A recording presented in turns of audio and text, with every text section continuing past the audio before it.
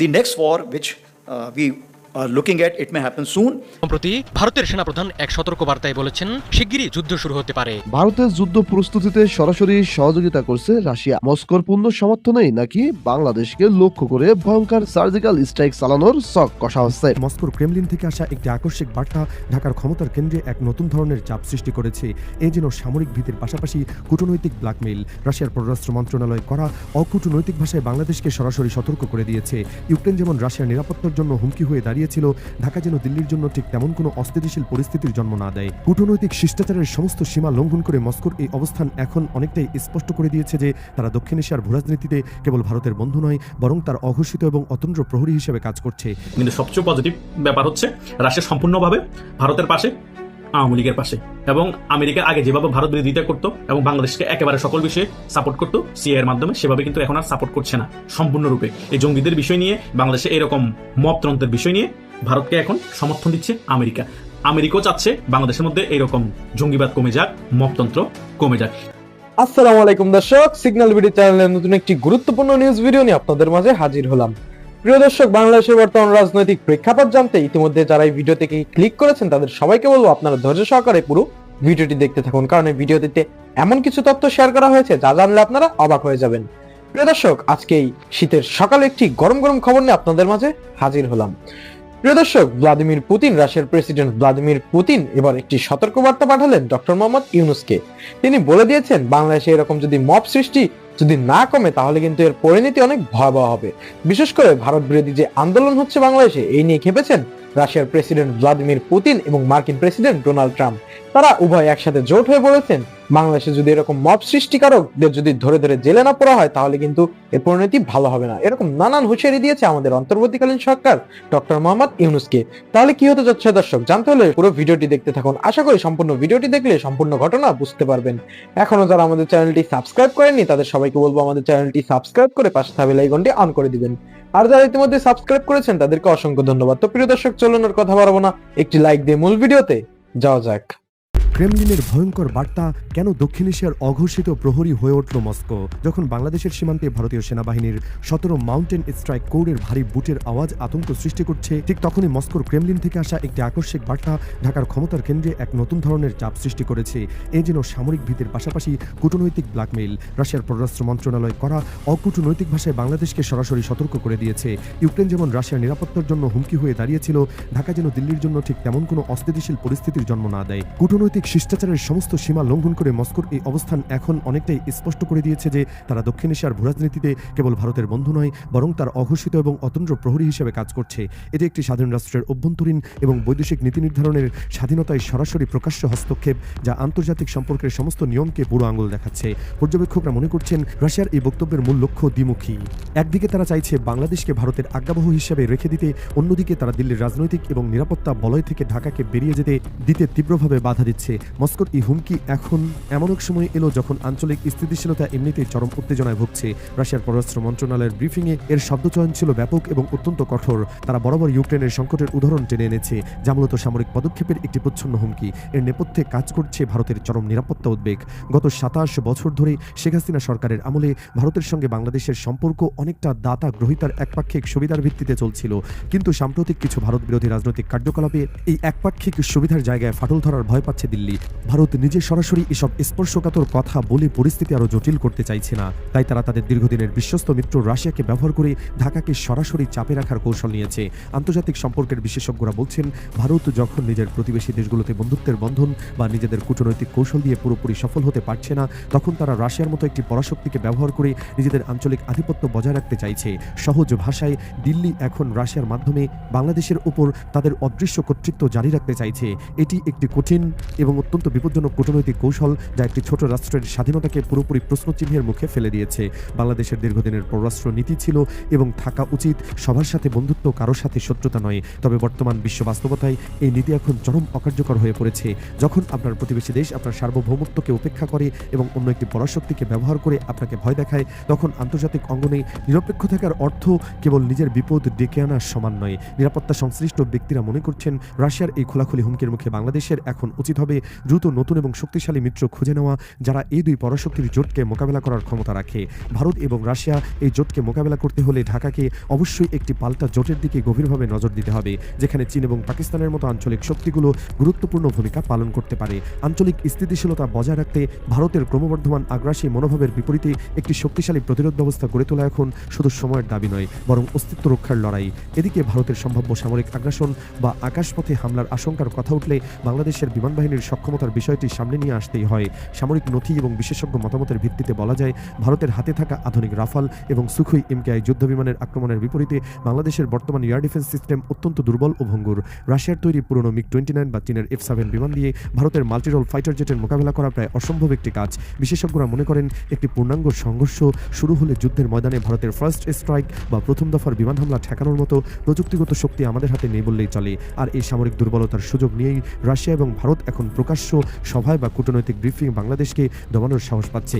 একটি দেশ তখনই স্বাধীন থাকতে পারে যখন তার আকাশসীমা সুরক্ষিত থাকে, আর সেই সুরক্ষার জন্য অন্তত 1 ডজন আধুনিক সুখোই ফ্ল্যাঙ্কার বা সমমানের যুদ্ধবিমান কেনা এখন বিলাসিতা নয়, বরং টিকে থাকার জন্য অপরিহার্য এক লড়াই। এই ভয়াবহ প্রযুক্তিগত ব্যবধান দ্রুত কমাতে না পারলে মস্কোর হুমকি বাস্তবে রূপ নিতে বেশি সময় নেবে না। এই সংকটের মূলে রয়েছে বাংলাদেশের নেতৃত্বের একাংশের নতজন মানসিকতা। রাষ্ট্রের উচ্চ পদস্থ অনেক কর্মকর্তা এবং নীতি নির্ধারক এখনও পর্যন্ত ভারতের প্রতি তোষণ নীতি বজায় রাখতে ব্যস্ত। এই দুর্বল এবং আত্মবিশ্বাসীর নেতৃত্বের কারণেই আন্তর্জাতিক অঙ্গনে বাংলাদেশ নিজেদের অবস্থান শক্ত করতে পারছে না। রাশিয়ার মতো একটি দেশ যখন প্রকাশ্য সভায় এত বড় হুমকি দেয়, তখন পররাষ্ট্র মন্ত্রণালয়ের উচিত ছিল সঙ্গে সঙ্গে কঠোর প্রতিবাদ জানানো এবং আন্তর্জাতিক ফোরামে বিষয়টি উত্থাপন করা। কিন্তু বর্তমান প্রশাসনের মন্থর গতি এবং নীরবতা বলে দিচ্ছে, সংকটকালীন পরিস্থিতি সামাল দেওয়ার দক্ষ এবং সাহসী কূটনীতিকের বড় অভাব রয়েছে। বিশেষজ্ঞরা জোর দিচ্ছেন, বাংলাদেশকে এখন এমন একজন নেতৃত্ব খুঁজে বের করতে হবে, যিনি আন্তর্জাতিক ফ্রন্টে গিয়ে তুরস্ক, আমেরিকা এবং চীনের সাথে কাঁধে কাঁধ মিলিয়ে ভারতের প্রভাব বলয় থেকে দেশকে বের করে আনতে পারবেন। বিশেষ করে তুরস্কের অত্যাধুনিক ড্রোন প্রযুক্তি এবং আমেরিকার কূটনৈতিক সমর্থন আদায় করা এখন সামরিক ও কৌশলগত দিক থেকে খুবই জরুরি। ইতিহাসে নজর দিলে দেখা যাবে, রাশিয়া বা সাবেক সোভিয়েত ইউনিয়ন সবসময় ভারতের স্বার্থের পাহারাদার হিসেবে কাজ করছে।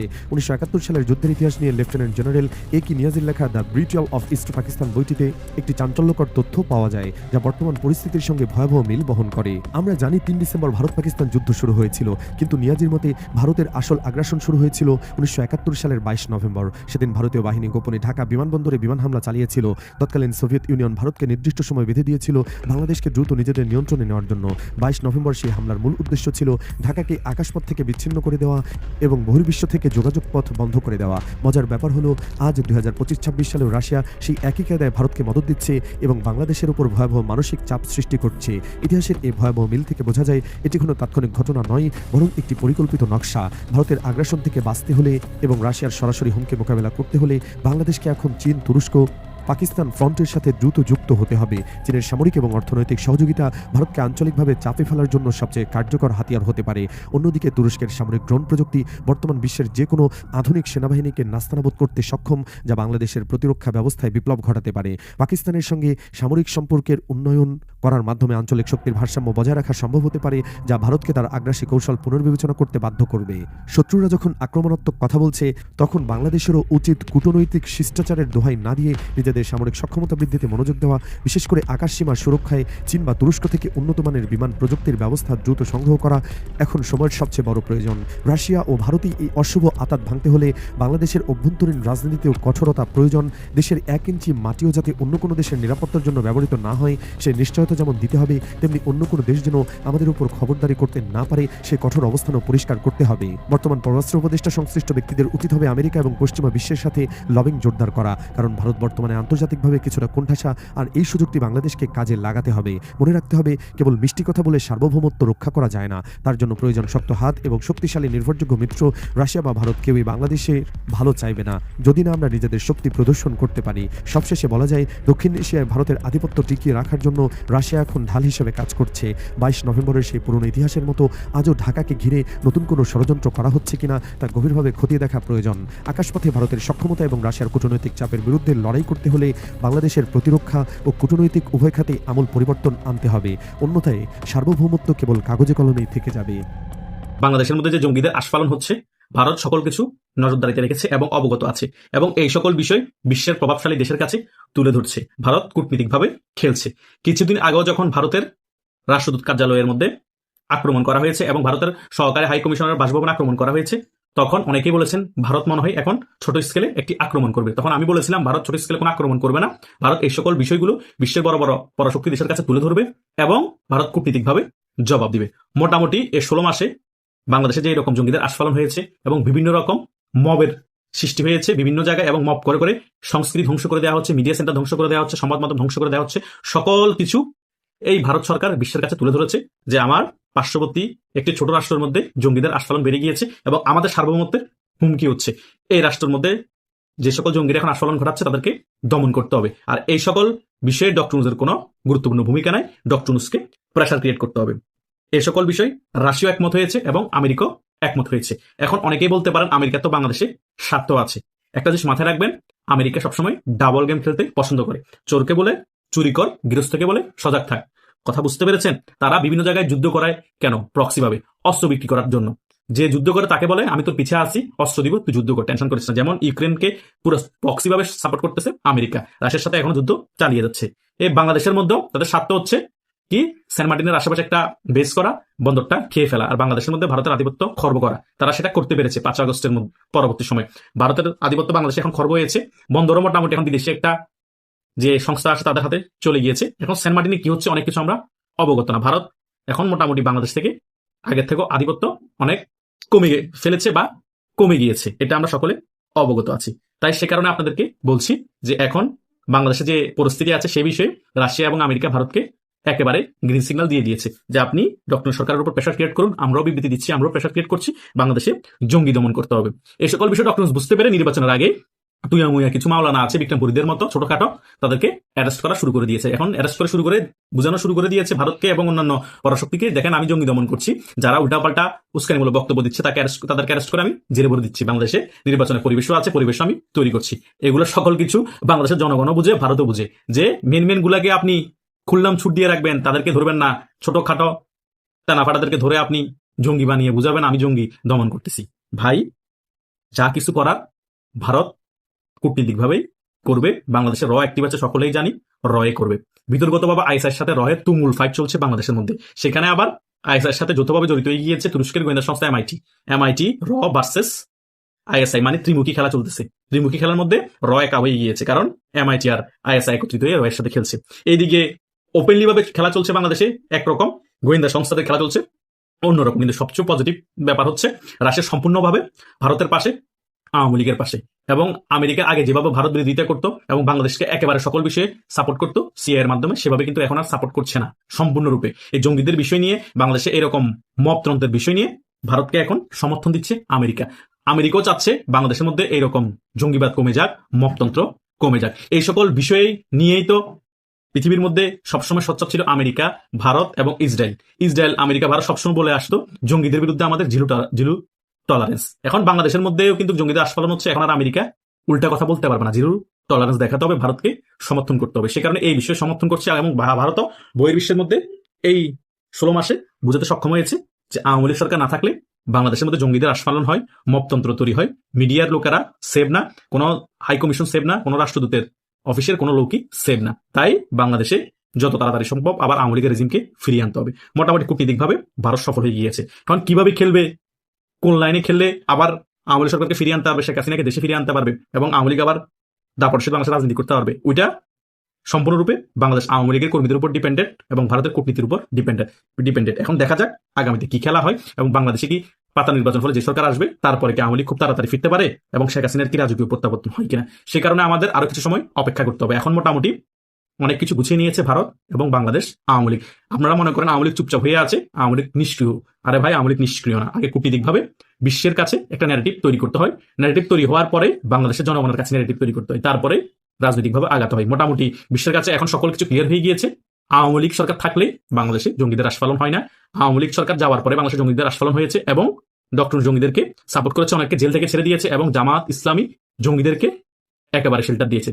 আর বিএনপিও এই সকল বিষয়ে জিরো টলারেন্স না জঙ্গিদের বিষয় নিয়ে। তাই বিএনপি ক্ষমতায় আসলে জঙ্গি দমন করবে এবং ভারতের সার্বভৌমত্বের হুমকি হবে না, সে বিষয়ে বিশ্বের কাছে একেবারেই এই সরকার বুঝাতে পারেনি। তার মানে ভারত যেভাবে আগে এগিয়েছিল সেটাই পারফেক্ট। বিশ্ব এখন বুঝতে পেরেছে ভারত কেন বাংলাদেশের উপর নিয়ন্ত্রণ রেখেছিল। বাংলাদেশের উপর ভারতের নিয়ন্ত্রণ চলে যাওয়ার পরে বাংলাদেশ এখন কারো নিয়ন্ত্রণে নেই। এককভাবে বাংলাদেশ এখন নিজেদের নিয়ন্ত্রণে নেই। বাংলাদেশকে কারা চালায়? বাংলাদেশের সরকার থাকলো, সরকারের ভিতরে আর অনেক সরকার আছে, তাই অনেক দেশের প্রভাব আছে, তাই বাংলাদেশকে একটি সেটেলমেন্ট আনতে হবে। সে কারণেই গ্রিন সিগন্যাল দিয়ে তারেক জিয়াকে ভারতও দেশে আনিয়েছে। এখানে আমেরিকারও গ্রিন সিগন্যাল আছে, রাশিয়ারও গ্রিন সিগন্যাল আছে, যে অন্তত মন্দের ভালো একটা রাজনৈতিক সরকার আসুক, জঙ্গিবাদের আস্ফালন কমবে এবং ভারতও তাদের খেলাটা সুন্দরভাবে খেলতে পারবে। রাজনৈতিক সরকার থাকলে তখন আওয়ামী লীগকে আবার রাজনীতি ফিরানো সহজ হবে। খুব সুন্দরভাবে খেলাগুলো খেলেছে, তাই এই খেলা হারার কোনো সম্ভাবনা নেই। শুধু নির্বাচনটা হতে দেন, তারেক জিয়া প্রধানমন্ত্রী হোক, বিএনপি ক্ষমতায় আসুক, তারপরে দেখবেন একের পর এক খেলা চলতেই থাকবে। যতই বিএনপি বলুক আওয়ামী লীগ রাজনীতিতে ফিরতে পারবে না। ফেসিস্ট দল আওয়ামী লীগ ফেসিস্টের বিদায় হলে সে দল কখনো ফিরতে পারে না। এগুলো রাজনৈতিক বক্তব্য, এগুলো আপনারা মাথায় নিয়েন না। মেইন খেলাটা হবে মাঠে, মেইন খেলাটা হবে কূটনৈতিক ভাবে। আর সেই খেলায় main man of the match বলেন, ম্যান অফ দ্য টুর্নামেন্ট হবে শেখ হাসিনা, আর কোচ হিসেবে দায়িত্বে থাকবে ভারত। এটাই হচ্ছে আগামীর বাস্তবতা বাংলাদেশের রাজনীতির। তাই আমি আর বেশি কিছু বলতে চাই না, আপনারা সকল কিছু বুঝতে পেরেছেন। কারণ সামাজদার আদমিকে নিয়ে ইশারাই কাফিয়ে। কারণ সম্পূর্ণরূপে আমেরিকা এখন আর বাংলাদেশের ব্যাপার নিয়ে একেবারে ভারত বিরোধিতা করছে না এবং আওয়ামী লীগের বিরুদ্ধেও নেই। কারণ মোটামুটি স্বার্থ যতটুকু হাসিল করার তার কাছাকাছি আমেরিকার হাসিল হয়ে গিয়েছে। তাই এখন আর ভারত বিরোধিতার একেবারে রাজনীতি করবে না। আমেরিকা আর রাশিয়া তো তাদের ব্যাপারগুলো ক্লিয়ার করে দিয়েছে, তাদের স্ট্যান্ড জানিয়ে দিয়েছে, আমরা আওয়ামী লীগের পাশে আছি এবং ভারতের পাশে আছি। প্রিয় দর্শক, ইতিমধ্যে আপনারা আমাদের পুরো ভিডিওটি দেখেছেন। ভিডিওটি দেখে কি জানলেন এবং বুঝলেন অবশ্যই আপনাদের মূল্যবান মতামতটা আমাদের কমেন্ট বক্সে জানাতে ভুলবেন না। এখনো যারা আমাদের চ্যানেলটি সাবস্ক্রাইব করেননি তাদের সবাইকে বলবো আমাদের চ্যানেলটি সাবস্ক্রাইব করে পাশে থাকা বেল আইকনটি অন করে দিবেন এরকম নিত্য নতুন প্রতিদিন গরম গরম নিউজ আপডেট পেতে। ধন্যবাদ সবাইকে।